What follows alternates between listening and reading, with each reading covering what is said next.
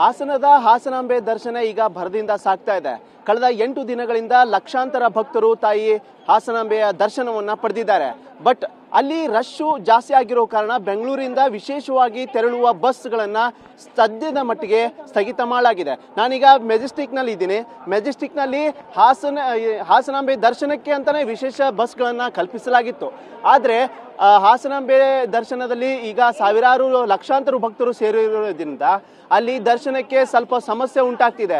ಭಕ್ತರ ಸಂಖ್ಯೆ ಹೆಚ್ಚಾಗಿರೋ ಕಾರಣದಿಂದ ಅಲ್ಲಿ ಭದ್ರತಾ ಸಿಬ್ಬಂದಿಗೆ ಕಂಟ್ರೋಲ್ ಮಾಡೋದಕ್ಕೆ ಸಾಧ್ಯವಾಗ್ತಿಲ್ಲ, ಪೊಲೀಸರಿಗೂ ತೊಂದರೆ ಆಗ್ತಿದೆ.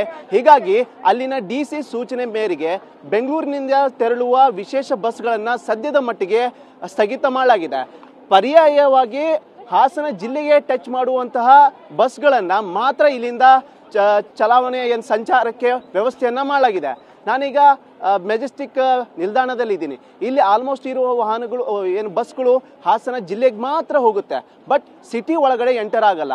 ಸಿಟಿ ಅಲ್ಲಿ ಹೊರಗಡೆ ಮಾತ್ರ ಅಲ್ಲಿಂದ ನಿಲ್ಲಿಸ್ತಾರೆ. ಅಲ್ಲಿಂದ ಸಿಟಿ ಒಳಗಡೆ ಏನು ಹಾಸನಾಂಬೆ ದರ್ಶನ ಪಡೆಯಕ್ಕೆ ಯಾರ್ಯಾರು ಹೋಗ್ತಾರೋ ಅಲ್ಲಿ ಸಿಟಿ ಬಸ್ಗಳ ಅನುಕೂಲದಿಂದ ಅವರು ಟೆಂಪಲ್ಗೆ ಹೋಗ್ಬೇಕಾಗತ್ತೆ. ಜೊತೆಗೆ ಅಲ್ಲಿ ಟ್ರಾಫಿಕ್ ಸಮಸ್ಯೆ ಕೂಡ ಹೆಚ್ಚಾಗಿದೆ.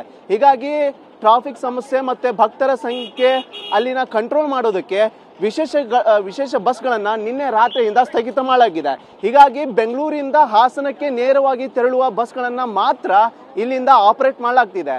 ಹೀಗಾಗಿ ಏನು ನಡುವೆ ದೀಪಾವಳಿ ರಜೆ ಸಾಲು ದೀಪಾವಳಿ ರಜೆ ಇದೆ. ದೀಪಾವಳಿ ಲಾಂಗ್ ವೀಕೆಂಡ್ ಆಗಿರೋ ಕಾರಣ ಹಾಸನಾಂಬೆ ದರ್ಶನಕ್ಕೆ ಜೊತೆಗೆ ಏನು ಧರ್ಮಸ್ಥಳ, ಕುಕ್ಕೆ ಸುಬ್ರಹ್ಮಣ್ಯ ಹಲವಾರು ಸುಕ್ಷೇತ್ರಗಳಿಗೆ ಭೇಟಿ ನೀಡುವ ಭಕ್ತಾದಿಗಳು ಮತ್ತು ಪ್ರವಾಸಿಗರು ನೇರವಾಗಿ ಹೋಗೋದಕ್ಕೆ ಆಗ್ತಾ ಇಲ್ಲ.